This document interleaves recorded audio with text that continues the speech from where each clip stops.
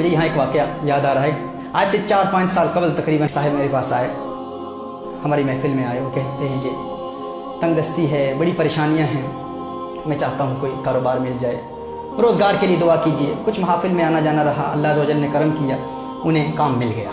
मैंने पूछा, मैंने सवाल किया कि कैसा है रोज़गार, कैसे चल रहा है? तो उन्होंने कहा अल्लाह के करम से अल्हम्दुलिल्लाह महफिल की बरकत से काम मिल गया है और अच्छा काम चल रहा है अल्हम्दुलिल्लाह, महफिलों में आता हूँ, इसकी बरकत से सब कुछ हो रहा है। मैंने उनसे कहा कि बताएं तो इबादत का सिलसिला कैसे है?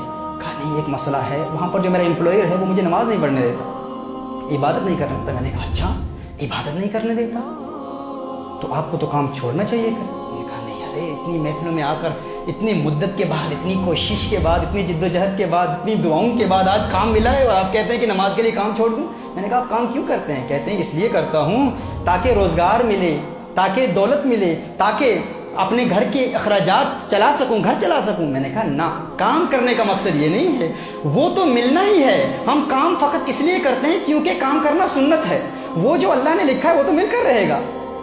और कानून क्या है? उसूल ये है कि अगर कोई सुन्नत आपको फ़र्ज से महरूम कर दे तो आप उस सुन्नत को छोड़ दें, फ़र्ज पर अमल करें। अब काम करना सुन्नत है, नमाज पढ़ना फ़र्ज है। देखिए, आप मिसाल के तौर पर असर की नमाज शुरू होती है 5 to 3 समझ लें मिसाल के तौर पर,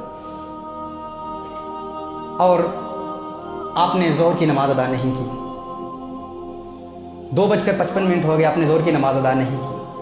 अब नफल पढ़ना तो सुन्नत है, अब उस वक्त अगर आप नफल पढ़ना शुरू कर दें, नफल इबादत शुरू कर दें, आपने फ़र्ज़ अदा नहीं किए तो वो नफल इबादत उस वक्त करना गुनाह है, क्योंकि वो सुन्नत आपको फ़र्ज़ से महरूम कर रही है। लिहाजा सुन्नत को छोड़ें, फ़र्ज़ पर अमल करें।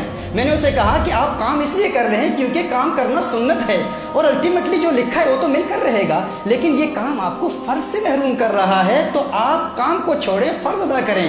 उस अल्लाह के बंदे ने इस पर अमल किया। दुआ कीजिए अल्लाह अज़्ज़ व जल मुझे भी उसका यकीन दे दे जितना यकीन अल्लाह अज़्ज़ व जल ने उसे दिया था। उसने इस पर अमल किया, कुछ अरसे के बाद मुझे मिला। मैंने कहा क्या किया, काम का क्या हुआ? कहा छोड़ दिया। मैंने कहा रोज़गार कैसे चल रहा है? कहा अल्लाह के करम से एक टैक्सी बेस का खुद मालिक हूँ, अभी खुद मालिक हूँ।